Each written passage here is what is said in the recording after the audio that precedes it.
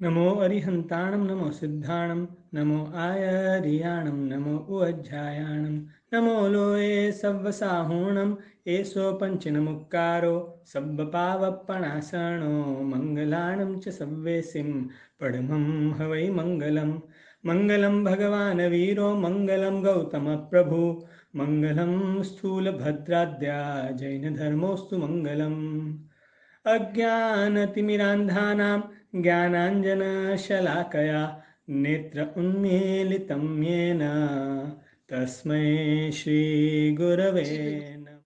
हे प्रभु आनंद दाता ज्ञान हमको दीजिए, शीघ्र सारे दुर्गुणों को दूर हमसे कीजिए। लीजिए हमको शरण में, हम सदाचारी बने, ब्रह्मचारी धर्म रक्षक वीर व्रतधारी बने। प्रेम से हम गुरुजनों की नित्य ही सेवा करें, सत्य बोले झूठ त्यागे, मेल आपस में रखे, निंदा किसी की हम किसी से भूल कर भी ना करे, धैर्य बुद्धि मन लगा कर वीर गुण गाया करे। प्रणाम आशा बहन। प्रणाम। सबको प्रणाम। सब शाता में होंगे। हम आज के स्वाध्याय की शुरुआत करते हैं। नमो अरिहंताणं नमो सिद्धाणं नमो आयर्याणं नमो उवत्सायाणं नमो लोए सव्व साहूणं एसो पंच नमुक्कारो सव्व पावप्पणासनो मंगलाणं च सव्वेसिं पठमं हवइ मंगलम। हम पढ़ रहे हैं नवकार मंत्र के अर्थ, क्योंकि नवकार मंत्र की भाषा अभी की हमारी बोलचाल की भाषा में नहीं है और हमारे बाकी के सूत्र भी सब अर्धमागधी अथवा तो संस्कृत भाषा में है, प्राकृत भाषा में है। इसलिए वो हमारी बोलचाल की भाषा ना होने की वजह से अगर हम उसका अर्थ नहीं जानेंगे तो बस खाली रट्टा मारेंगे, बोलेंगे और उसमें हमको कोई भाव नहीं आएगा, कोई क्रिया का हमको समझ में नहीं आएगा। और हमारे सूत्र इसका अर्थ समझने का जरूरत इसलिए भी है कि हमारे ये जो सूत्र है, एक एक सूत्र के एक एक शब्द में जीवन जीने का रहस्य भरा हुआ है। भगवान ने अनंत अरिहंत परमात्मा हो गए, उन्होंने जो कहा वही चीज को गौतम स्वामी आदि अनेक गणतर भगवंतों ने उसको सूत्र में गुथा और हमारे सामने में रखा। वही चीज जो भगवान ने देशना में की है कि हमको हमारे शाश्वत सुख को पाने के लिए क्या करना चाहिए, वही सब बातें ये सूत्रों में है। तो इसीलिए हम अगर सूत्रों का अर्थ जानेंगे तो हमको रियल लाइफ में, रियल अर्थ में हमको आर्ट ऑफ लिविंग भी सीखने को मिलेगा। क्योंकि सच्चा आर्ट ऑफ लिविंग तो वही है जो हमको शाश्वत सुख दे। अभी का जो सब कोई हमको मोटिवेशन गुरु वगैरह होते हैं, आर्ट ऑफ लिविंग भी एक फील्ड है और उसमें भी काफी बड़े बड़े संत लोग हैं जो हम लोगों को ये सिखाते हैं कि ये जन्म में ये समय का जो लाइफ है आपको, वो आपको कैसे जीना है। लेकिन हमारे जो शास्त्र है वो हमको सिर्फ ये नहीं कि अगले भी There is no vegetation at all. अगले कई जन्मों का भी हम लोगों को आर्ट ऑफ लिविंग इसमें से सीखने को मिलता है, इसलिए हमको इसके अर्थ जानने जरूरी होते हैं। तो नवकार मंत्र का अर्थ जब हम शुरू किए थे, 4 पद के अर्थ हमारे हो चुके हैं और 5वां पद जो चल रहा था नमो लोए सव्व साहूणम, उसमें भी मेरे ख्याल से प्राणातिपात नमो लोए सव्व साहूणम पद में हम सभी साधु भगवंतों को, साध्वी जी भगवंतों को नमस्कार करते हैं जो पंच महाव्रत धारी है, जो अरिहंत परमात्मा का बताया हुआ दीक्षा वाला धर्म जो अपनाते हैं, जो दीक्षा अपनाते हैं, ऐसे साधु साध्वी जी भगवंत को हम यहाँ पे वंदन करते हैं। तो और उसके 27 गुण है, 27 गुण, जिसमें से जब तक मुझे याद है प्राणातिपात विरमण व्रत सबसे पहला और दूसरा मृषावाद विरमण व्रत, ये 2 अच्छे से हुआ था हमारा। और अदत्तादान विरमण व्रत के बारे में भी बातें काफी हुई थी कि हमको किसी की कोई चीज लेनी नहीं है। जैसे घर में भी बताया था कि आप लोग भाई बहन घर में माता पिता दादा दादी चाचा चाची जो कोई भी रहते हो तो एक बार घर में अगर बात हो जाए कि हाँ हमारी सब चीजें सबके लिए यूज करने में कोई दिक्कत नहीं है, मेरी अलमारी हमेशा खुली है सबके लिए, मेरे कपड़े गहने परफ्यूम्स वगैरह पर्स वगैरह बैग वगैरह वॉलेट है बेल्ट है शूज है चप्पल है जो भी है सब चीजें जिसको भी जो भी यूज करना चाहे कर सकते हैं। इस तरह का अगर हमारा बात हुआ हो तो ही हम घर के लोगों की भी चीज वस्तु ये अपने लिए यूज कर सकते हैं बिना पूछे बिना मांगे। अगर ऐसी कोई बात नहीं हुई है तो हमको अगर किसी घर में ही रहे हुए व्यक्ति की किसी की भी कोई वस्तु का अपने को यूज करना है तो उसका परमिशन पहले लेना चाहिए, बाद में ही यूज करना चाहिए। नहीं तो हमको यहाँ पे अदत्ता दान का पाप लग जाता है। दत्त माने दिया हुआ और आगे लिखता है वो नेगेटिव बना देता है ये वर्ड को, नहीं दिया हुआ। तो जो दान हमको किसी ने दिया नहीं है ऐसी ऐसे दान को यूज नहीं करना, ऐसी वस्तुओं को चाहे वो खाने पीने का सामान हो या उपभोग का सामान हो या भोग का सामान हो जो भी हो हमको यूज नहीं करना चाहिए। तो यहाँ पे हमको परमात्मा ये बात सिखाते हैं कि जहाँ घर में भी हमको अगर बिना पूछे किसी का सामान यूज नहीं करना है तो फिर हम चोरी तो कैसे कर सकते हैं।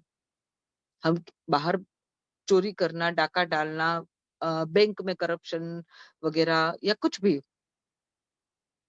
किसी भी प्रकार की कोई भी चोरी हम करेंगे तो हमारी दुर्गति निश्चित है। क्योंकि जो सदगति के रास्ते हैं वो हमको परमात्मा ने बताए हैं। अगर हम वो रास्ते पे चले तो हमारी सदगति निश्चित है, लेकिन हम वो रास्ते पे नहीं चलेंगे तो फिर हमारी दुर्गति निश्चित है। इसलिए हमको समझना है कि हमको परमात्मा के बताए हुए रास्ते पे एक्सट्रीम लेवल का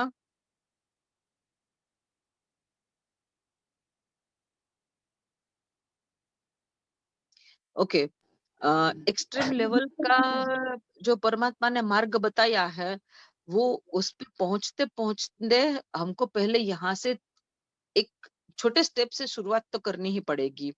तब जाके हम जो एक्चुअल निश्चय से 100% जो बोलते हैं जिसको कि हम किसी को पूछे बिना कोई वस्तु नहीं ले सकते हैं उसको हम पाल सकते हैं। लेकिन अभी हमको छोटे स्टेप में छोटे छोटे स्टेप लेके इसका अपने लाइफ में अप्लाई करना तो शुरू करना ही पड़ेगा। तब जाके हम आगे जितना एक्सट्रीम लेवल का परमात्मा ने बताया है जैसे कि हम किसी की जान भी नहीं ले सकते हैं क्योंकि सबकी अपनी जान है। मेरी जान मेरे प्राण मेरे अपने हैं, आपके प्राण आपके अपने हैं। तो हमको बिना पूछे कोई मेरा प्राण नहीं ले सकता है, मेरी परमिशन चाहिए। अगर मेरी परमिशन के बिना अगर कोई मेरे प्राण लेते हैं तो वो क्या कहा जाता है कि उसने मेरा खून किया, उसने मेरी हत्या की। तो इस तरह से अगर मेरा प्राण मेरे पूछे बिना कोई नहीं ले सकता है तो सामने में सेम बात आएगी कि मैं भी किसी के प्राण उसको पूछे बिना नहीं ले सकती हूँ। तो यहाँ पे हम अगेन वो तीसरे व्रत में से एक बार फिर हम फर्स्ट प्राणातिपात विरमण व्रत में आते हैं, अहिंसा व्रत में, कि हम किसी को पूछे बिना उसकी जान नहीं ले सकते हैं। जैसे मेरे पूछे बिना मेरी जान कोई नहीं ले सकता है, इसी तरह हम भी किसी को पूछे बिना उसकी जान नहीं ले सकते हैं। तो यहाँ पे अपने पंचेंद्रिय की तो हत्या हम करते ही नहीं है, जैन है इसलिए कोई यहाँ पे क्वेश्चन नहीं उठता है। मोस्ट प्रोबेबली चौरेंद्रिय में भी हम नहीं हिंसा में जाते हैं, लेकिन फिर भी मॉस्किटोज वगैरह जो होते हैं घर में, मॉस्किटोज होते हैं, ये दिमक होती है, कभी चींटी का भी उपद्रव हो जाता है, कॉकरोच का तो उपद्रव बहुत ही कॉमन है। तो यहाँ पे जो हम कोई भी प्रकार का अगर क्या बोलते हैं केमिकल यूज करते हैं उन लोगों को हटाने के लिए मारने के लिए, तो यहाँ पे अपने को भी पाप तो लगेगा ही।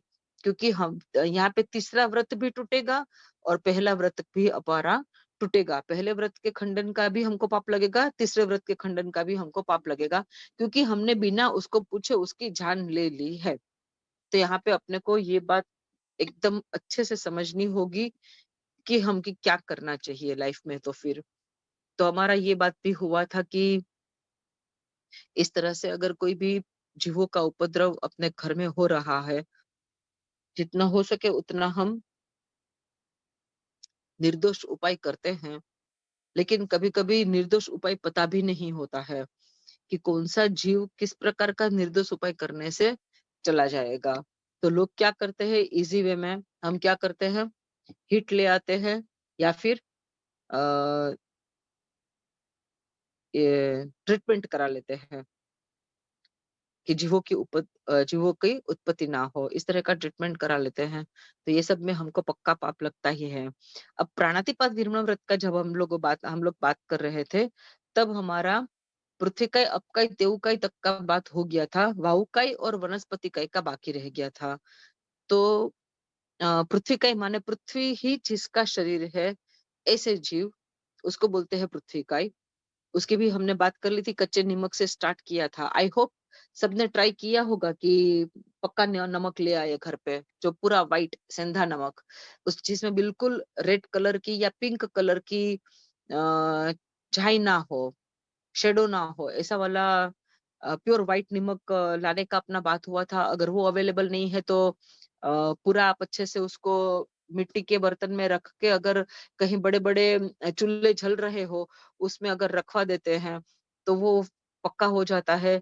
और वो भी नहीं हुआ तो घर पे कढ़ाई पे नमक सेक के अपने उसको 8 दिन या 15 दिन के लिए यूज़ कर सकते हैं एज़ अ पक्का नमक। तो यहाँ पे ये एक बात खास बताई थी पृथ्वी के जीवों की रक्षा के लिए। और फिर मिट्टी के ऊपर में पैर रख के ना चलो, जहाँ मिट्टी और पानी का संयोग भी हुआ हो, वहां पे भी ना चलो। घूमने जाओ तो दरिया में ऐसे ही चले जाते हैं तो वहां पे भी सैंड है और सैंड में भी जीव है, वहां पे भी अपने चले जाते हैं। तो घूमने का शौक जितना ज्यादा रखेंगे उतना ज्यादा हम पाप कर्मों को बांधेंगे, उतनी ज्यादा हम हिंसा करेंगे। ये एक बात खास ध्यान में रखने की है। और अब कहीं मैं पानी की बात की थी, इसमें मैंने एक बात खास बताई थी कि कहीं पे भी जाओ घर से छाना हुआ पानी लेके जाओ। बॉइल्ड वाटर पियो, सबसे बड़ी बात है, सबसे अच्छी बात है। अगर बॉइल्ड वाटर नहीं पीते हो, कच्चा पानी पीते हो तो भी बिना छाने पानी ना पियो कि चलो घर से ऐसे ही निकल गए, बैग वैग कुछ लिया नहीं, ऐसे ही निकल गए, पानी का बोतल लिया नहीं और बाहर जाके प्यास लगा, पानी का बोतल लिया और ऐसे ही मुँह में डाल दिया। तो अनगन पानी पीने का वहाँ पे कितना दोष लगता है वो भी बताया था। अनगन पानी के एक बूंद में 36,560 जीव, हाँ, उतने जीव होते हैं चलने वाले, पानी के जीव नहीं, पानी के तो असंख्यात जीव होते हैं एक बूंद में। तो यहाँ पे हमको वो तो पाप लगने वाला ही है। कच्चा पानी अगर छान के पियोगे तो खाली जो त्रस्त जीव एक बूंद में रहता है, उसको उसका खाली उसकी हिंसा से हम खाली बच जाते हैं। लेकिन अगर हम पानी उबाल ही लेते हैं, तो हम कच्चे पानी के एक बूंद में रहे हुए उसके खुद के असंख्यात जीवों की हिंसा से हम बच जाते हैं। ये अबकाई के जीवों की रक्षा के लिए बताया गया था। पृथ्वीकाय, अपकाय और उसके बाद तेवकाय, अग्निकाय के जीवों के लिए बताया था कि एक बार जो खाना बन चुका है, एकदम ज़रूरत हो तो ही उसको गर्म करो और वो भी उतना ही गर्म करो कि जितना हम खा सके। ऐसा नहीं कि एकदम उबाल लिया और फिर अब फूँक लगा के हम खा रहे हैं। तो जितना अग्नि कम जलाएँगे, हमको अग्निकाय के जीवों की हिंसा के पाप से बच जाएँगे। और उसके बाद फिर मैंने लाइट, पंखा, एसी, वो सब के बारे में, लिफ्ट का यूज़ करना, वो सब भी जितना कम करो उतना अच्छा रहेगा। जब आपको यूज़ नहीं करना है, तब आप उसको ऑफ कर दो, लाइट को, स्विच को ऑफ कर दो। आप लिफ्ट में अगर जाते हो, लिफ्ट में भी अगर पंखा ऑन है और आप लिफ्ट से निकल गए, तो पंखा ऐसे ही ऑन मत छोड़ दीजिए, उसको बंद कर दीजिए। ये ऐसे काफ़ी कुछ बताए थे मैंने। इसमें अगर और उसके बाद अब लेते हैं वाहुकाय को। ये पृथ्वीकाय, अपकाय और तेऊकाय। उसमें ये अपना ना सब इलेक्ट्रिक से चलने वाली हर चीज़ आ जाती है।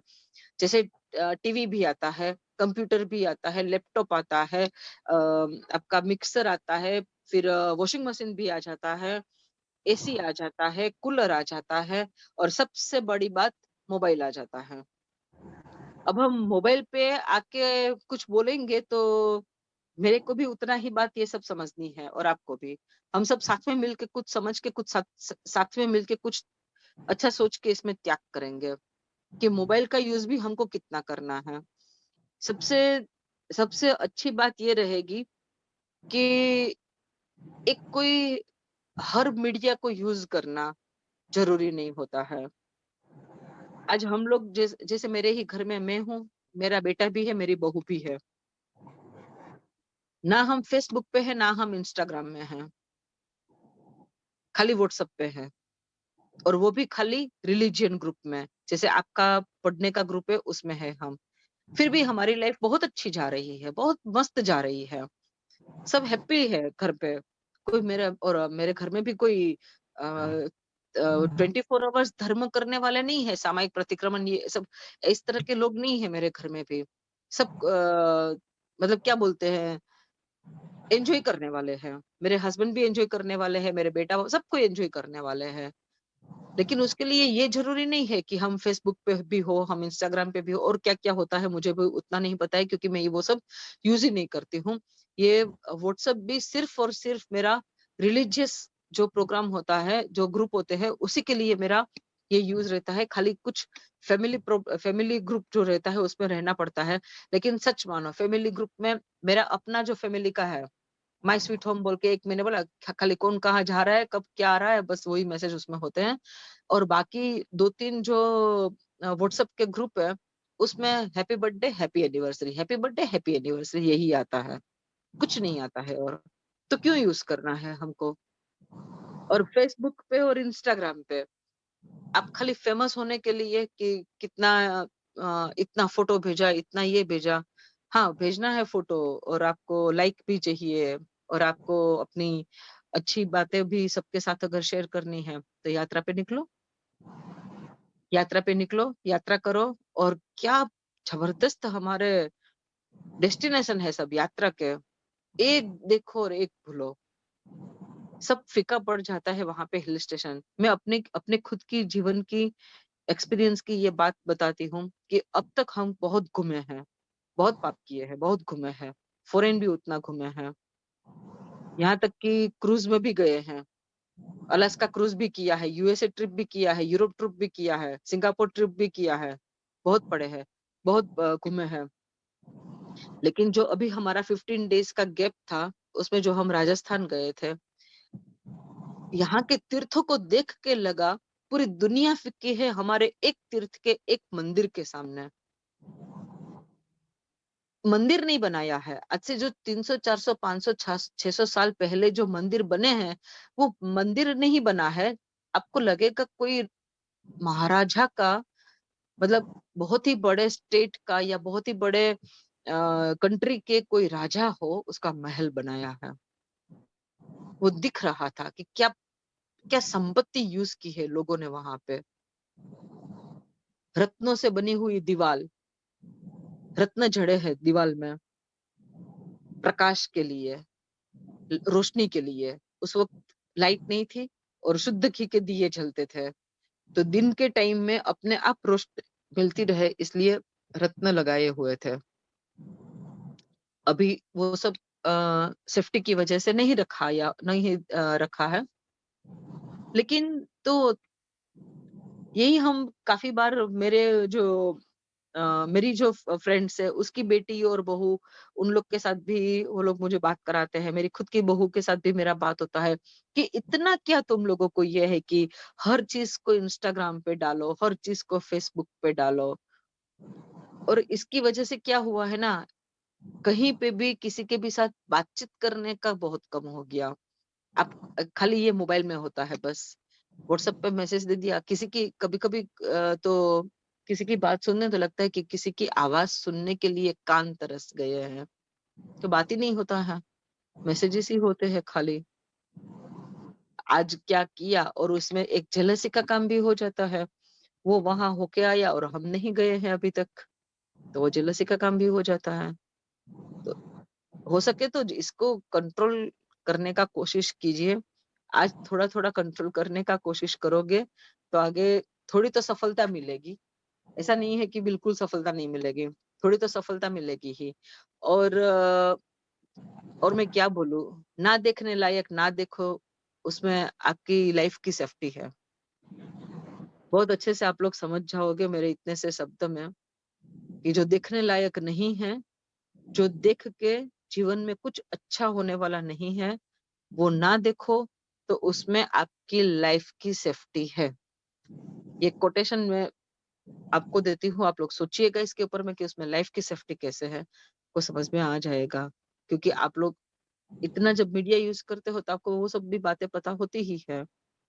ना करो, जितना ज्यादा, जितना कम करो उसको यूज, उतना अच्छा है। और इसमें आपका ये तेऊकाई के जीवों की हिंसा का भी कम हो जाएगा। जितना इलेक्ट्रॉनिक आइटम, इलेक्ट्रिक आइटम जितना कम यूज करेंगे, इतना हमको अच्छा रहेगा। एक बात क्या है, अभी के जनरेशन में हम लोग के टाइम में भी ऐसा ही था कि सब काम ना हम लोगों को रात को याद आता है, रात को जागते हैं देर तक। अब कभी कभी कोई ग्रुप खोलो तो उसमें आधे से ज्यादा लोग ऑनलाइन देखने को मिलते हैं, सब जागे हुए हैं। और फिर स्वाभाविक है कि बॉडी थकेगा, नींद तो कंप्लीट करनी होगी। इसलिए जब सूरज काफी ऊपर आ जाएगा आकाश में, तब जाके हम लोगों की आंख खुलेगी। यहाँ पे हमारी जो शरीर की जो रचना है, जिस हिसाब से वो सूर्य के उगने से, मतलब सनसेट, सनराइज होने से लेके सनसेट तक में हमारे बॉडी में जो एंजाइम्स निकलते हैं, उसी में ही हमको खा पी लेना चाहिए। और जो नेचुरल लाइट है उसमें अगर हम काम कर लेते हैं, तो हमको ये लाइट्स की जरूरत नहीं पड़ेगी, और इसकी वजह से हमको हमारी आईज को भी प्रॉब्लम नहीं होगा। हम जितना डे लाइट में अच्छे से पढ़ सकते हैं, काम कर सकते हैं, लिख सकते हैं, जो भी आंखों से होने वाला जो भी काम अगर हम डे लाइट में कर लेते हैं, तो हमारी आंखें भी वीक नहीं होती। लेकिन हमको सब कुछ रात शाम होने के बाद ही सब याद आता है। खाना बनता भी शाम होने के बाद है, खाना खाते भी हैं शाम होने के बाद, और फिर स्टडी करना सब पूरा दिन। एग्जाम के जस्ट पहले का सिनारिया देखो, मोस्ट प्रोबेबली के घर में दिन में सोते हैं, रात में पढ़ते हैं। और पेरेंट्स को तो यही लगता है कि बच्चा क्या पढ़ता होगा, दिन में पूरा दिन तो सोया हुआ है। लेकिन पढ़ते हो आप लोग, ऐसा नहीं है, रात को पढ़ते हो और मार्क्स भी लाते हो, 90 अब मार्क्स भी आता है। लेकिन यहाँ पे बॉडी का जो साइंटिफिकली जो चेंजेस जो होता है ना, वो सुबह सनराइज से लेके सनसेट तक में सब सेट होता है। बॉडी भी बॉडी भी सनराइज की तरह ही बॉडी में भी एंजाइम्स बनना शुरू होता है। वो जो फूड को डाइजेस्ट भी करेगा, हमारी शक्ति को भी बनाए रखेगा। जो हम खाते हैं उसको, जो सब न्यूट्रिशन में उसको कन्वर्ट करना होता है, वो सब कुछ डे लाइट में अच्छे से होता है, शाम का अंधेरा होने के बाद नहीं होता है। यहाँ पे जीव हिंसा की बात तो समझ ही लेना कि रात जैसे ही सनसेट होता है, सूक्ष्म जीवों की उत्पत्ति हो जाती है, और हमारे खाने में वो मिक्स हो ही जाते हैं। और वैसा खाना हम खाएंगे तो हमारे पेट में तकलीफ होगी और हमको डिसीज भी होता है। ये सब बातें आप अच्छे से जानते हैं आप लोग सब। लेकिन ये बात जानना भी इतना ही जरूरी है कि हमारा भी बॉडी सनराइज के साथ उगता है और सनसेट के साथ सेट हो जाता है।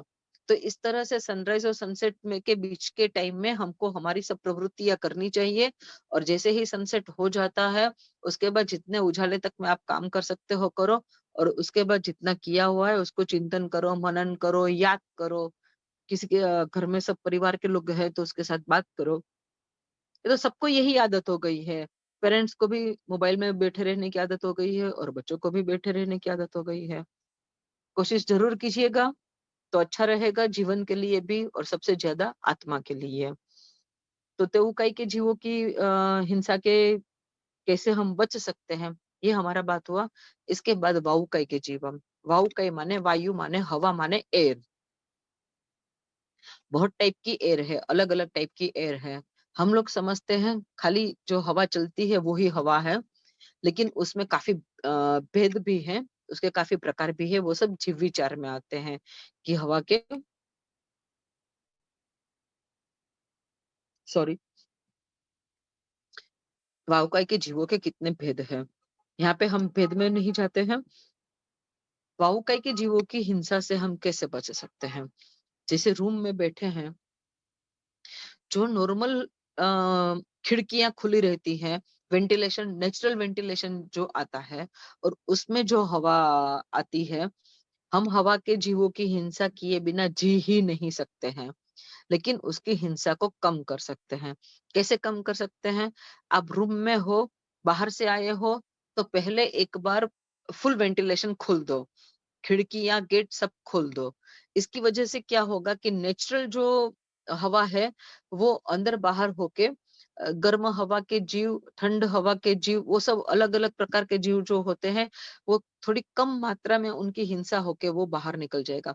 उसके बाद आप 2-4 मिनट के बाद आप फैन और एसी और जो भी हो यूज़ करना हो करो। लेकिन उसमें भी एक थोड़ा-सा एक विराम लो, कि थोड़ा-सा होल्ड कर लो। एकदम आग के तुरंत स्विच ऑन कर दिया, ये मत करो। थोड़ा-सा सहन कर लो।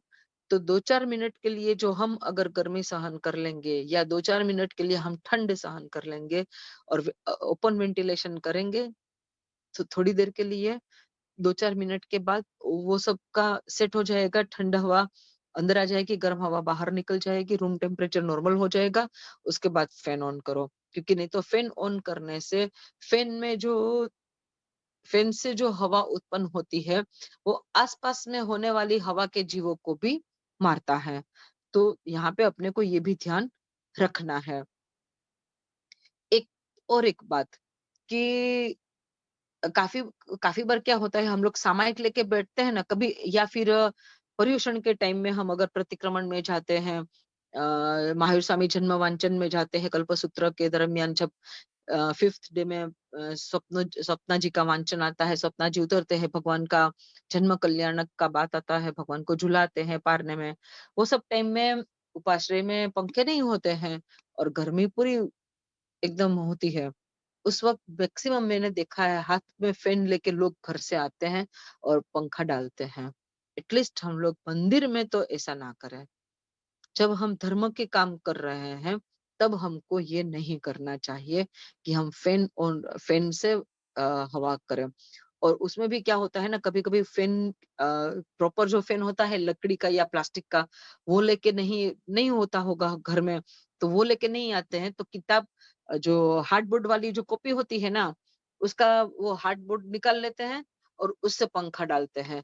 यहाँ पे अपना और भी एक कर्म फिर हम बाँधते हैं, ज्ञानावरणीय कर्म। अगर हम किताब से कित या पन्ने से या पेज से या जो हार्ड थोड़ा मोटा कवर होता है उससे, ऐसे किसी भी ज्ञान की किसी भी चीज़ से अगर हम हवा खाते हैं, तो हमको यहाँ पे बहुकाय के जीवों की हिंसा का तो पाप लगता ही है। संग संग ज्ञानावरणीय कर्म भी हमारा जबरदस्त बंधता है, जिसके परिणाम स्वरूप हमको अगले जन्मों में ज्ञान नहीं मिलेगा। हम ना बोल पाएँगे, ना सुन पाएँगे। आज भी काफ़ी लोगों को आप देखते होंगे जो डम एंड डफ होंगे। उनको देख के उनके प्रति कोई दुर्भाव मत लाना। ये सोचना कि किस कर्म की वजह से उसका ये आज हाल है, तो सीधा आपके दिमाग में एक क्लिक होगा कि ज्ञानावरणीय कर्म के उदय से इनका ये आज हाल है। ज्ञानावरणीय कर्म का उदय कब होगा? जब ज्ञानावरणीय कर्म पूर्व जन्मों में कभी बांधा होगा तब। अब ज्ञानावरणीय कर्म बांधते हैं, तो जो भी ज्ञान की जो भी ज्ञान की वस्तु ये है, जो भी दर्शन, ज्ञान या चारित्र तीनों के जो भी उपकरण हैं, उससे अगर हम हवा खाते हैं, तो हमको ये दर्शन, ज्ञान, चारित्र की आशातना का भी पाप लगता है। बहुकाय के जीवों की हिंसा तो होती ही है। कभी-कभी मुंहपत्ती से भी लोग एक्चुअली क्या होता है ना, रहा नहीं जाता है। सहन शक्ति इतनी कम हो गई है हमारी, हम इतनी सी गर्मी ना सह पाते हैं, ना हम इतनी सी ठंड सह पाते हैं। इसलिए हम लोग का हल्का सा गर्मी हुआ, शुरू हो जाता है, अब चाहे जो भी है हाथ में। कभी-कभी मुझे एक फनी चीज़ लगती है लेकिन उसमें बहुत पाप लगता है, इसलिए मुझे बताना ज़रूरी लगता है। कभी-कभी ना गर्मी की वजह से ये घमौरिया हो जाते हैं, तो शुरू हो जाते हैं सामयिक प्रतिक्रमण में। संवत्सर में काफ़ी देखा है, काफ़ी लोगों को मैंने बोला है, इवन पाठ पे चढ़ के हमको बोलना पड़ा था कि आप लोग चरवले की जो डंडी होती है उसका जो शिखर होता है ना, उससे पीठ में खुजाने लगते हैं लोग। ये इतनी ज्यादा अशातना होती है, इतना ज्यादा इससे पाप लगता है कि ये उपकरण है। ये प्रतिक्रमण जैसी सामायिक जैसी पवित्र क्रिया करने का एक साधन है। इससे आप ये कैसे कर सकते हो? पेन से भी काफी लोग खुजाते हैं।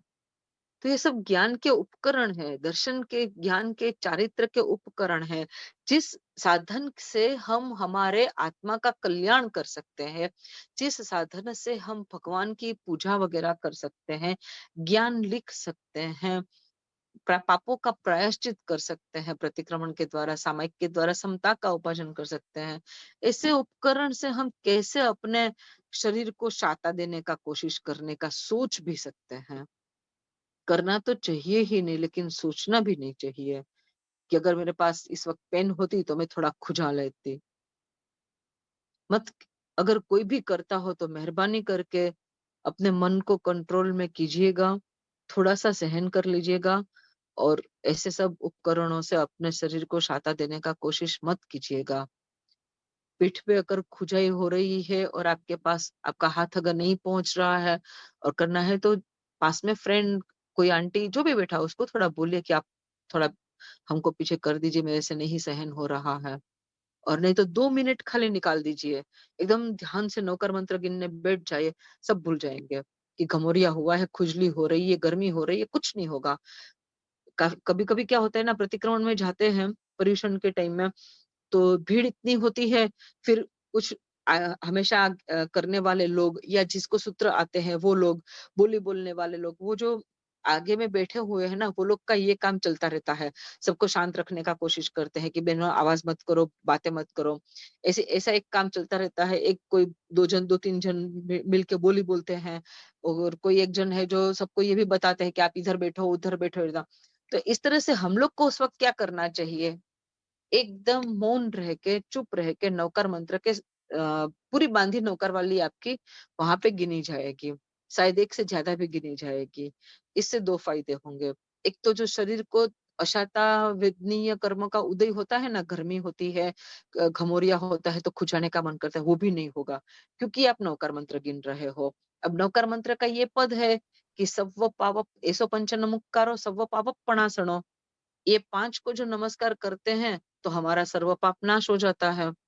पाप नाश हो जाता है तो दुख नाश हो जाता है, क्योंकि दुख का मूल ही पाप है। तो हम नौकर मंत्र गिनेंगे, हमारे पाप नाश हो जाएंगे।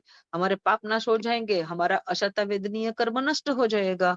तो हम 2-3 मिनट में ही हम भूल जाएंगे कि हमको कुछ हो रहा है, इधर काट रहा है, उधर काट रहा है, मच्छर। कभी कभी मच्छर की भी होती है, प्रॉब्लम होती है। तो जैसे ही कोई आता है ना, धड़ाम से ऐसे करते हैं, अरे बाबा ये मर जाएगा बेचारा, मुहब्बती क्यों दी है हमको? चरवला क्यों दिया है? आपको अगल-बगल में कान के आस-पास में अगर मच्छर गुनगुन कर रहे हैं, उपासरे में गए, सामयिक प्रतिक्रमण करने गए या प्रवचन में गए, कहीं पे भी गए और आपको मच्छर सता सता रहे हैं, तो मुहब्बती किसके लिए दी है? अगर आपके कान के पास वो कर रहा है तो मुहब्बती से आस्ते से उसको हटा दीजिए। जैसे अगर ये मुहब्बती हो, अगर हो तो आस्ते से इसको कीजिए। और बहुत ज्यादा अगर खुजाई भी आ रही हो तो आस्ते से खाली बस इतना सा कर लीजिए, ताकि वो जीवों की हिंसा ना हो। मोहपत्ती का दुरुपयोग मत कीजिए, चरौला का दुरुपयोग मत कीजिए। अच्छा हाँ, मोहपत्ती और चरौला ये सब कंपल्सरी उपकरण में आता है। इसलिए हम जब सामायिक या प्रतिक्रमण करने जाए पर्यूषण में या बड़े दिनों में या डेली, डेली अगर कोई करता हो तो बहुत ही अनुमोदना, बहुत बहुत बड़ी बात है, बहुत अच्छी बात है। लेकिन उपकरणों का कभी भी मिसयूज मत कीजिए, बहुत पाप लगता है। ओके। वाहुकाई के जीवों में के हिंसा से बचने के लिए काफी सारे उपाय बताए हैं। और बेमतलब का हमारा इतना सा हाथ भी हिलता है तो वाहुकाई के जीवों की हिंसा होती है। तो हमारे सर ने हमको क्लास में बताया था कि वाहुकाई की जीवों की हिंसा से बचने के लिए क्या करना चाहिए। जितना हो सके उतना कम हमारी बॉडी की मूवमेंट होनी चाहिए। जितनी कम हो सके उतनी मूवमेंट होनी चाहिए बॉडी की। मतलब अगर आपको, आप कुछ काम नहीं कर रहे हो तो शांति से एक जगह में बैठ जाइए। इसका मतलब ये हुआ कि हमको इधर-उधर घूमने के लिए तो जाना ही नहीं है, बेमतलब का, बेवजह का। सब्जी मंडी जाना हो या शॉपिंग ऐसा या स्कूल जाना हो, कॉलेज जाना हो, जॉब पे जाना हो, वो आपका कंपलसरी हो गया। लेकिन जब कंपलसरी नहीं है तो शांति से बैठे रहो। जितना हो सके उतना शरीर को संकोच करके रखो। और जब बारिश होती है तब बारिश में तो बिल्कुल ही मत जाओ। और बारिश नहीं है, बारिश के पहले का माहौल अगर बन गया है, आपको पता होगा कि स्पेशली मॉनसून सीजन में एकदम से घने बादल हो जाते हैं और ये सूर्य एकदम नहीं दिखता है, धूप एकदम नहीं होती है और एक हल्का सा भीनापन लगता है, गीलापन लगता है माहौल में। वो जो माहौल बनता है ना, उस वक्त साधु और साध्वी जी भगवंत को क्या आज्ञा दी है भगवंत ने पता है? कि उस वक्त अपने शरीर को पूरा एकदम संकोर लो, ऐसे हाथ रख के, जैसे आप लोग राइड में जाते हो तो कैसे बोलते हैं कि भाई हाथ ऐसे फैला के मत रखो, ऐसे रखो। हाथ पैर सब एकदम सिकुड़ के, महाराज साहब लोगों को जो कामली होती है, वो कामली से अपने पूरे बॉडी को कवर करके एक जगह, एक छोटी सी जगह में कोने में एकदम बैठ जाओ, हिलो मत। क्यों? क्योंकि उस वक्त सबसे ज्यादा पानी के जीवों की उत्पत्ति उसमें होती रहती है, मरते रहते हैं। ये जो मैंने माहौल बताया अभी, मानसून के सीजन में बारिश से पहले जो घने बादल छा जाते हैं और वातावरण में एक प्रकार का गीलापन आ जाता है, अपने को खुद को समझ में आ रहा है, इसको जैसे हम लोग बोलते हैं उसको झाकड़ बहुत है या धुंध बहुत है। आप उसको ये भी बोल सकते हो पोरे। ऐसे टाइम में ये आज्ञा दी है साधु साध्वी जी भगवान को कि पूरे शरीर को सिकुड़ के आप पूरी कामली उठ के उसके बाद वहीं पे बैठे रहो। जब कम हो जाए या फिर बारिश शुरू हो जाए, उसके बाद आप कामली को हटा सकते हो, क्योंकि उस टाइम में अपकाई के जीवों की सबसे ज्यादा विराधना होती है। तो वाउकाई भी हो गया अपना। अब लेते हैं वनस्पति काई। वनस्पति काई के दो भेद है। सबसे पहले साधारण और प्रत्येक। प्रत्येक माने हर वनस्पति के जो जो अंग होते हैं, रूट्स होते हैं, ब्रांच होती है, मेन ट्रंक होता है, फिर फल, फूल, पत्तियां, छोटी ब्रांच, जो भी है वनस्पति के जितने भी बॉडी पार्ट्स हैं, उसमें सब में एक-एक में एक ही जीव होना, उसको बोलते हैं प्रत्येक वनस्पति का। जैसे आपके घर में अगर गुलाब का छोड़ का प्लांट है, तो उसके जो रूट्स है, उसमें रूट में भी एक तांतना जो निकला हो, एक रूट है, रूट रूट काफी सारे होते हैं। एक रूट में एक जीव, दूसरे रूट में दूसरा, तीसरे रूट में तीसरा, ऐसे। फिर उसका जो ब्राउन कलर का मेन एक मोटा सा ट्रंक जैसा निकला, उसमें वो पूरा जो फैलता है, उसमें मेन एक जीव। फिर छोटी ब्रांच निकली, उसमें एक जीव। फिर उसमें एक-एक पत्ते लगे, उसमें एक-एक जीव। और एक कली खिली, उसमें एक जीव। वही कली जब फूल बन जाती है, तो वही कली वाला ही जीव वो फूल बन के खिल जाता है, उसका ग्रोथ हो गया। ये होता है प्रत्येक वनस्पति का ही। उसमें जैसे फल है, अब एक सीड वाला फल हो, जैसे आम है, तो आम का भी एक जीव होता है और उसमें जो गुठली होती है उसका भी एक जीव होता है। लेकिन आपने जैसे कस्टर्ड एप्पल ले लिया, सीताफल ले लिया, तो एक-एक सीड में एक-एक जीव होता है। या फिर तरबूज है, कलिंगर है बड़ा वाला, वाटरमेलन, उसमें भी एक-एक सीड में एक-एक जीव होता है। तो इस तरह के जो भी अंग है वनस्पति का, प्लांट का, ट्री का, जो भी एक-एक अंग है उसमें एक-एक जीव होना, उसको बोलते हैं प्रत्येक वनस्पतिकाय। और साधारण वनस्पतिकाय किसको बोलते हैं? कि शरीर अंग एक ही दिखता है, लेकिन उसमें अनंत जीव होते हैं, इसको बोलते हैं साधारण वनस्पति इकाई। उसी का ही दूसरा नाम दिया हुआ है निगुद। और निगुद में भी दो नाम आ जाते हैं, व्यवहार राशि और अव्यवहार राशि। जो अव्यवहार राशि है वो ही हम लोग का सबका, वहीं से हम सब आए हुए हैं। हमारी उत्पत्ति या उद्गम स्थान जो बोलो, उत्पत्ति उद्गम होता नहीं है, लेकिन हम बेसिकली कहाँ से आए। जैसे आप लोग सब अभी बम्बई के अलग अलग एरिया में रहते हैं, लेकिन आपको पूछा जाए कि आप लोग ओरिजिनली कहाँ से हो, तो ओरिजिनली आप कहाँ से हो वो जब आपको पूछा जाएगा शायद आप लोग को ना पता हो, लेकिन आपके पेरेंट्स को पता हो कि हम लोग ओरिजिनली भाई मारवाड़ से है या गुजरात से है, राजस्थान से है, कहाँ से है, वो आप लोगों को पता चल जाएगा। तो इस तरह से हम, जैसे यहाँ पे आज हम मनुष्य के रूप में बैठे हुए हैं, इसके पहले का हमारा बहु कोई देवलोक का होगा, इसके पहले का कोई तिर्यंच का होगा, इसके पहले का तिर्यंच में भी बेइंद्रिय, तेइंद्रिय, चौरेंद्रिय, पंचेंद्रिय, एकेंद्रिय। तो इस तरह से हम लोग का स्टार्टिंग कहाँ से होगा, स्टार्टिंग पॉइंट हम लोग का क्या? तो स्टार्टिंग पॉइंट है ये हम लोग का जो वनस्पति काय का जो साधारण भेद है, साधारण भेद में दो आएगा व्यवहार राशि, उसमें फर्क कुछ नहीं है, सिमिलर है सब, लेकिन खाली एक ही फर्क है उसमें कि हम लोग थे सबसे पहले अव्यवहार राशि में, और अव्यवहार राशि में जब हम थे तब यहाँ से कोई एक आत्मा मनुष्य बन के दीक्षा लेके केवल ज्ञान प्राप्त करके जब मोक्ष में जाता है, तब वही समय में, एक समय में जब एक आत्मा यहाँ से मोक्ष में जाती है, उसी समय में एक आत्मा अव्यवहार राशि में से व्यवहार राशि में आती है। अब उसमें एक फर्क यही आता है कि अव्यवहार राशि, व्यवहार माने कुछ भी उसके साथ प्रक्रिया होने से उसमें चेंज आना, उसको बोलते हैं व्यवहार। लेकिन ऐसा कोई चेंज जिसमें नहीं आता है, उसको बोलते हैं अव्यवहार राशि। अब राशि माने समूह, ग्रुप। राशि का अर्थ ये है यहाँ पे, ये भाषा में ये हम अच्छे से समझेंगे। अव्यवहार राशि समझाना बहुत ही जरूरी है। अव्यवहार राशि में से यहाँ पे अपना विकास क्रम बताएंगे मनुष्य का, कि हम कहाँ कैसे यहाँ तक पहुंचे और हमको और आगे कहाँ तक जाना है। तब ना हमको पता चलेगा कि हमने अभी क्या पाया है। हम अगर अव्यवहार राशि को जानेंगे, उसके बाद व्यवहार राशि को जानेंगे, निगोद को जानेंगे, आलू, प्याज, गाजर, स्प्राउट, एलोवेरा, पालक भाजी, ये सबको हम जानेंगे, उसका स्वरूप हम जानेंगे, तब हमको ये मनुष्य जन्म की कीमत पता चलेगी। जब तक वो जानेंगे नहीं, मनुष्य जन्म की कीमत पता नहीं चलेगी कि हम कितना कुछ किया होगा तब जाके हम यहाँ पे पहुंचे, और कितना सहन करके हम यहाँ पे आए हैं। अभी है टाइम क्या? लू इसको थोड़ा, रेखा जी। आशा बेन, आपको अनुकूल हो तो लीजिए। थोड़ा ले सकती हूँ ना, 10 मिनट? हाँ श्योर। ओके।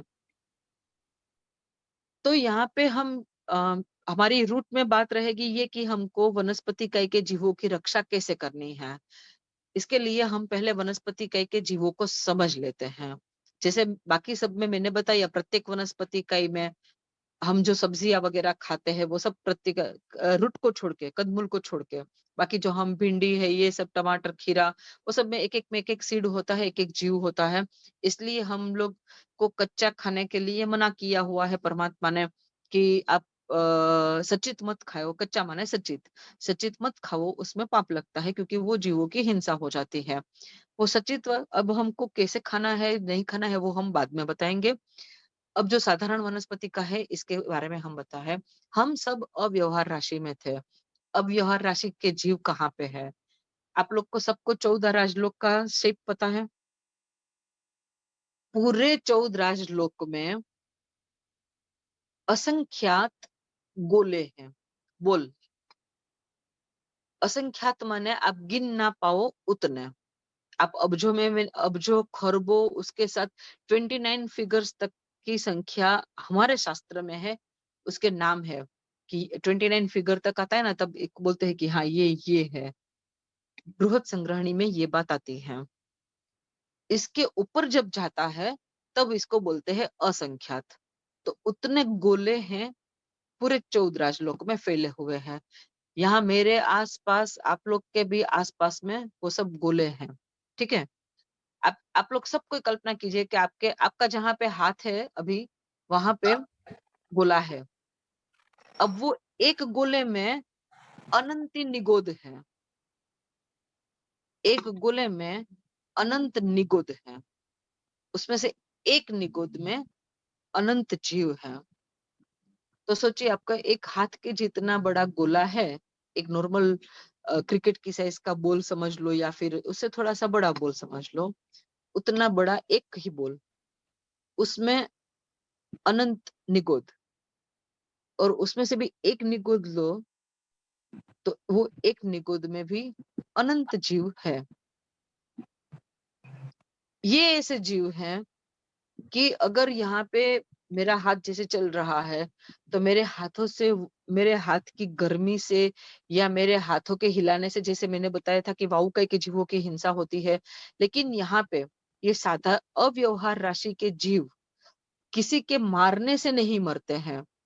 अगर यहाँ आग जल जाए, जहाँ पे आग जल रही हो, वहां पे भी वो निगोद के गोले मौजूद है, क्योंकि वो पूरे 14 राजलोक में है। तो वहां पे भी वो निगोद के गोले मौजूद है, तो वो आग भी उसको जला नहीं सकती है। कहीं पे भी कहाँ पे युद्ध चल रहा है तो वहां पे तलवार के घा चल रहे हैं, बंदूक की गोलियां चल रही है, तब भी वो जीव मरते नहीं हैं। ये जीव जो है अव्यवहार राशि के, वो अपने आप ही मरते हैं, अपने आप ही जन्म लेते हैं। किस तरह से? तो हम जैसे आंख को एक बार खोल के बंद करके, बस आप सबको एक ट्राई कीजिए, खाली आप खोलिए और बंद कीजिए इमीडिएटली। कितना समय लगा? 1 सेकंड भी नहीं लगा। आप बोल सकते हो कि अगर आपके पास सेकंड का भी डिवीजन किया हुआ वाला घड़ी हो, जैसे मिनट का डिवीजन किया हुआ 60 सेकंड का होता है, कभी-कभी घड़ी में साइड में वो भी होता है। इस तरह से आपके पास 1 सेकंड के भी 60 पार्ट वाले हो काउंटिंग का ये घड़ी, तो आप उसमें चेक कर सकते हो कि एक बार खाली आँख खोलो और बंद करो। उसमें 1 सेकंड भी नहीं लगती। उस 1 सेकंड का भी काफ़ी कम समय लगता है। उतने में ये निगुत के जीव कितनी बार जन्म लेते हैं और मरण कर लेते हैं। तो बोलते हैं 17 बार जन्म ले लेते हैं और मृत्यु भी हो जाती है, और 18वीं बार 18th टाइम में उनकी जन्म हो जाती है। मृत्यु के लिए जो तुरंत मृत्यु होती है, उसके लिए दूसरी दूसरी बार का आँख का पलकरा अपना शुरू दूसरी बार का करना होता है। मतलब हमारे या तो एक श्वास लो उतनी देर में, या फिर एक आँख का पलकरा लगाओ उतनी देर में, ये अव्यवहार राशि के जीवों का 17 17.5 बार जन्म और मरण हो जाता है। कितना दुःख होता होगा वो जीवों को कि एक काची सेकंड में, सेकंड के भी बहुत कम छोटे समय में 17.5 बार जन्म भी ले लेना और मर भी जाना, और वो भी एक ही जगह में। ऐसा नहीं है कि ये गोला में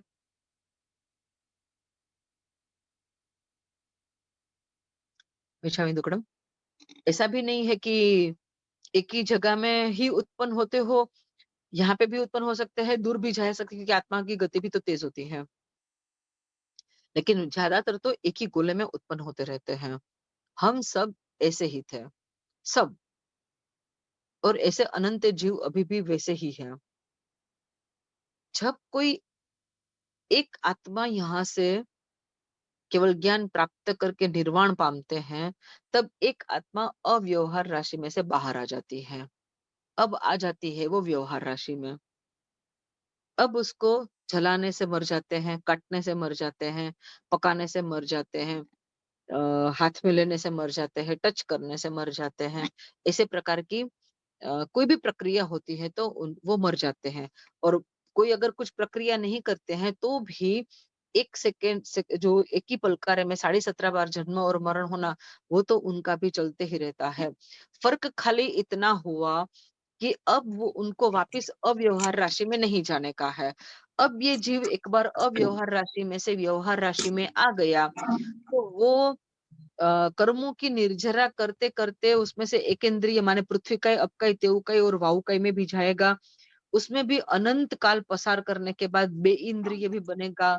आगे जाके तेइंद्रिय भी बन सकता है, चौरिंद्रिय भी बन सकता है, पंचेंद्रिय भी बन सकता है, पंचेंद्रिय में भी त्रियंच में भी जा सकता है, नारकी में भी जा सकता है, देव भी बन सकता है, मनुष्य भी बन सकता है।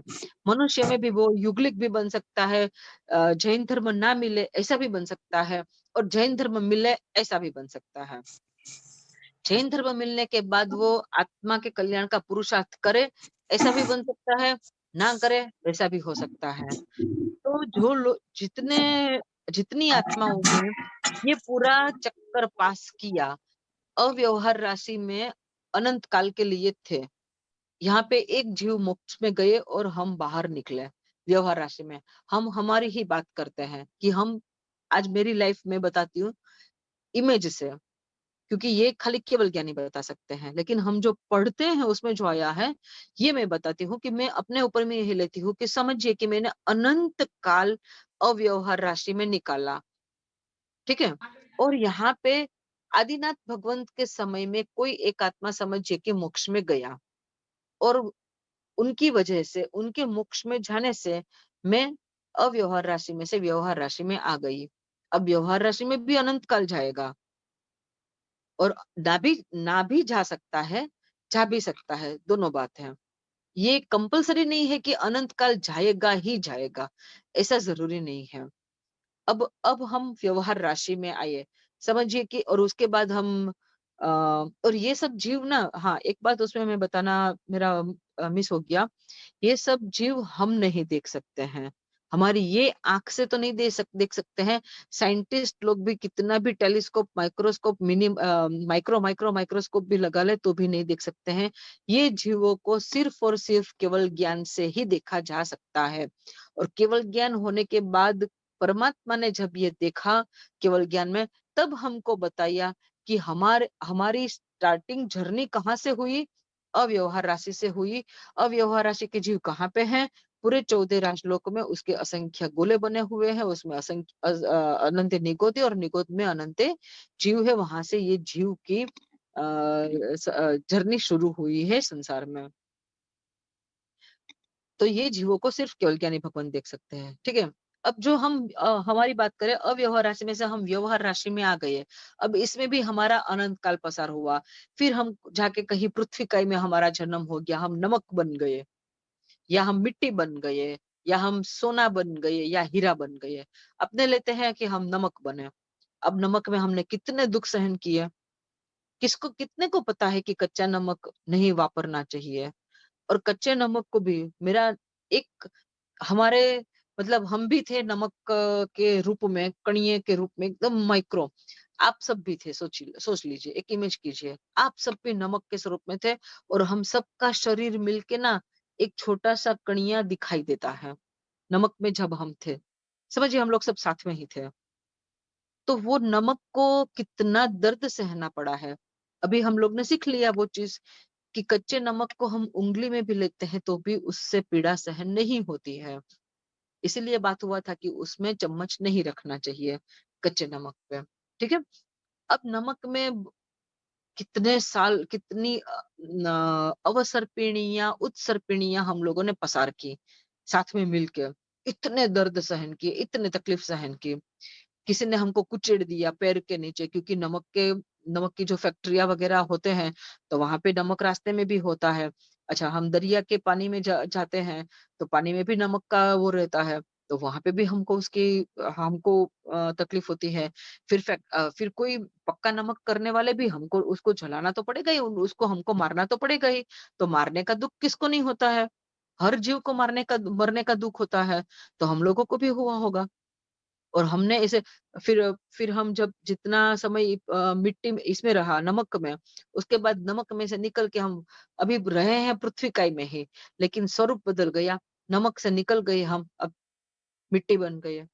और उसमें भी 5 कलर की मिट्टी होती है, सफेद, लाल, हरी, पीली, काली, 5 कलर की मिट्टी होती है, उसमें हमारा जन्म होते रहा, मरण होते रहा।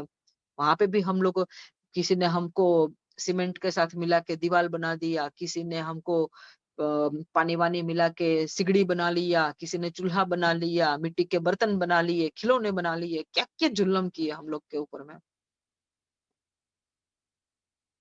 अभी हम पंचेंद्रिय जीव है, और हम जानते हैं जैन धर्म में हम पढ़ते हैं, इसलिए पता है कि मिट्टी के जीवों में जीव होता है, इसलिए उसको नहीं ये इस तरह से यूज करना चाहिए, और हम में करुणा भाव आता है, और हम शायद यूज ना करें। लेकिन कितनों को इतना पता चलता है, कितनों को जैन धर्म के बारे में पता है, कितने लोग ये एक्सेप्ट करते हैं कि मिट्टी में भी जीव है। जब वही कोई हमको जीव, सोचिए हमारा नसीब कैसा होगा कि हम लोगों में जीव है, ऐसा किसी ने सोचा ही नहीं है। परमात्मा ने देखा केवल ज्ञान में, तब जाके परमात्मा ने बोला कि अरे भाई, मिट्टी में भी जीव है, उसकी जान को बख्श दो। उसकी रक्षा करो। तो हमारा कितना, हमारे ऊपर कितना उपकार रहा परमात्मा का, क्योंकि परमात्मा को केवल ज्ञान से दिखाई दिया। अब मिट्टी में से निकल पहले नमक में थे, नमक में से निकल के मिट्टी में आई है, मिट्टी में से निकल के अब समझिए चांदी में चले गए। चांदी से निकल हमारे घर गहने बन गए, खिलौने बन गए, बर्तन बन गए, क्या-क्या बन गए। हाँ, नसीब अच्छा होता तो परमात्मा की मूर्ति भी बने हुए होते, या परमात्मा का चांदी का स्वप्न भी बने हुए होते, चूल्हा भी बने हुए होते, चांदी की ये रस्सी भी बने हुए होते, चांदी के बर्तन परमात्मा के धूप, दीप वगैरह वो सब बने होते। नसीब अच्छा भी हो सकता है। चांदी में से निकले सोना में आए, सोना से निकले रत्नों में आइए, नीलम बने, मणि बने, माणिक बने, मोती बने, ये डायमंड बने, रेड डायमंड बने, ब्लू डायमंड बने, क्या-क्या नहीं बने हम लोग। वहां पे भी हम लोग को काटा गया, तराशा गया और फिर अच्छा दिखा और अंगूठी में चढ़ा दिया किया। क्या-क्या नहीं हुआ हमारे साथ जुल्म। पृथ्वी इकाई में से निकलते हैं, हर पृथ्वी इकाई का जितना भी भेद है, वो सब में हम लाखों करोड़ों नहीं, एक-एक कोड़ा-कोड़ी सागरों को हम समझो, उतना हमने आयुष्य व्यय किया, उतने जन्म लिए वहां पे। उसके बाद हम अपकाई में आए, बर्फ बने, ये झरने का पानी बने, दरिया का पानी बने, नदी का पानी बने। पानी के साथ क्या-क्या नहीं किया, हमारे पानी के जीव में हम लोग सब साथ में थे, क्या-क्या नहीं हम पर जुल्म हुए। ये एक-एक चीज को याद कीजिए, क्योंकि ये सब सफर हम करके आए हैं। ये है हमारे लिए, मैं कल्पना की बात बता रही हूँ, लेकिन ये है तो हकीकत ही, क्योंकि परमात्मा ने ये बताया है हमको कि हर जीव की ये मुसाफरी रहती है, हर जीव की ये जर्नी रहती है। और इसलिए तो जो एक आत्मा तड़प जाता है कि इतना दुख सहन करते हैं सब, फिर भी उसको यहाँ पे सुख दिख रहा है। कोई कुछ अच्छा सा बोल दे तो सुख लग रहा है, कोई अच्छी चीज मिल जाए तो सुख अरे ये इसमें अगर आप लिप्त हो जाओगे तो वापस इसी में ही पहुंच जाओगे। पृथ्वी का कहते हो कई वनस्पति कई में क्या होगा इन लोगों का।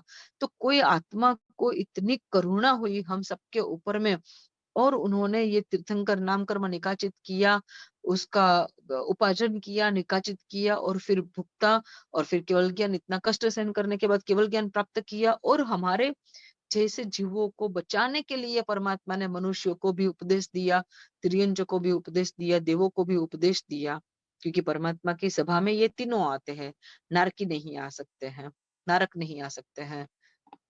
तो हम कितने को पता है इतना कि ये सब जीवों की रक्षा करनी चाहिए। पृथ्वी का अपकाई, तेउकाई, वाउकाई, वनस्पति काई। तो इस तरह से हम पृथ्वी काई में से अपकाई में आए, अपकाई में से तेउकाई में आए, तेउकाई में से वाउकाई में भी हो सकता है वापिस पृथ्वी काई में भी पहुंच गए। यहाँ एकेंद्रिय में हमारा इतना सारा समय गया, तो कुछ, क्योंकि दुख तो सहन करना ही पड़ा है। अब आप सोच के करो तो अच्छा है कि हाँ, दुख सहन करके मुझे पुण्य मिलेगा, मेरे कर्मों की निर्जरा हो जाएगी। लेकिन अगर वो सोच के नहीं करते हैं, तो हम बिना सोचे भी करेंगे तो भी हमको फल तो मिलेगा ही थोड़ा बहुत तो। आप एकाशना करो तो आपको बहुत अच्छा पुण्य मिलेगा, कर्मों की निर्जरा होगी। लेकिन आप एकाशना नहीं करोगे, लेकिन आप सुबह से लेके सोनोग्राफी के लिए या किसी टेस्ट के लिए डॉक्टर के पास चले गए, आपको भूखा रहना है भाई, 12-1 बजे तक आपको कुछ खाने का नहीं है, आपका सब टेस्ट है, तो आपको वहां पे भी जबरदस्ती से भी भूखा तो रहना ही पड़ेगा, तो भी कर्मों की निर्जरा होगी, लेकिन ये इतनी सी होगी, और वहां पे एकाशना करने से बहुत ज्यादा होगी। तो इस तरह से पृथ्वी का कई त्योकई वावकई वनस्पति कई में घूमते घूमते घूमते हमारे कर्मों की कुछ निर्जरा हुई, तो हम बेइंद्रिय में आए। अब बेइंद्रिय में भी हमारे साथ क्या क्या जुल्म हुए, अभी हम जो जो जुल्म ये सब जीवों के ऊपर में करते हैं, वो सब जुल्म हम अनंत काल के लिए सहते सहते यहाँ पे आए हुए हैं। तो बेइंद्रिय तक हम पहुंचे हैं।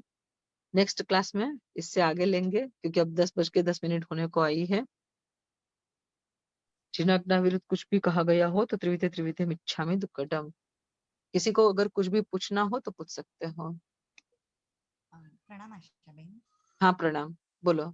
ફ્લાવર નો એક જીવ ગણાય કે એટલે આખું ફ્લાવર એક જીવ ગણાય કે ફ્લાવર ના અલગ રેખાબેન તમારો અવાજ ખૂબ જ ધીરો આવે છે, બહુ સ્લો ફ્લાવર આવે છે, હવે આવે છે? હજી સ્લો છે। હવે આવે છે? હા થોડો આવ્યો. ફ્લાવર નો જે જીવ હોય એ એક જીવ ગણાય કે એના પેટલ્સ જે છે એ બધા જુદા જુદા જીવ ગણાય? ના, ફ્લાવર નો એક જીવ ગણાય. એટલે એના જે પેટલ્સ જે હોય છે એ બધા એના અંગોપાંગ ના, જેવા ગણાય? હા એ જેમ આપણે જેમ કેમ આપણું એક શરીર છે પણ આપણા હાથ પગ એમ બધું છે ને, हाँ એટલે એક जीव का फ्लावर का ओके एक जीव है. फ्लावर के पेटल्स जो है वो फ्लावर का अपना ही शरीर है. ओके ओके ओके हम्म. और किसी को कुछ?